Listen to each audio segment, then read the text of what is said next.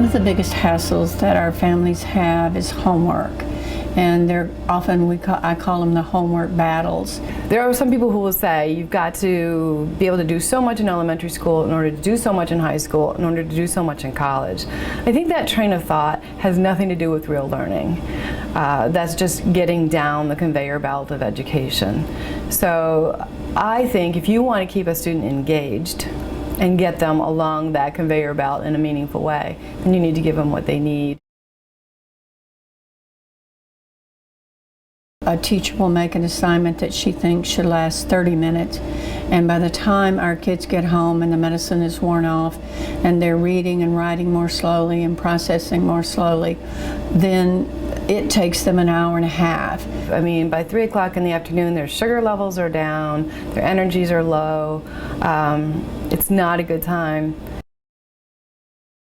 The National Parent-Teacher Association, PTA, has recommended that homework should not take any longer than 10 minutes per grade for all homework. In other words, a 6th grader shouldn't do more than 60 minutes homework, a 9th grader no more than 90.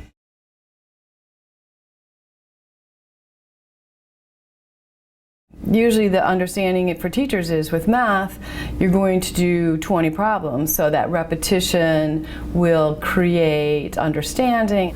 It's counterproductive after a while, because we know that when our children get anxious and tired and angry, that their brains produce cortisol, or fear and anxiety produce cortisol.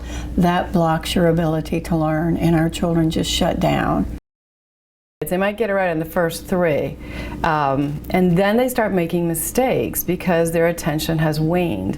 Now they start losing the concept, and they actually do worse the more problems they work out. With those students, we say do every 3rd one, because what you do want is get to the end of the page of the math problems, because that's where they get more difficult. So you're just trying to take away that total number. Stick with the developmental guidelines, and then know that you can differentiate for students who have learning problems. You can make it less, or you can make it more in one area if they need practice and less in another area. It's easier to differentiate homework than almost any other thing that we do in the classroom.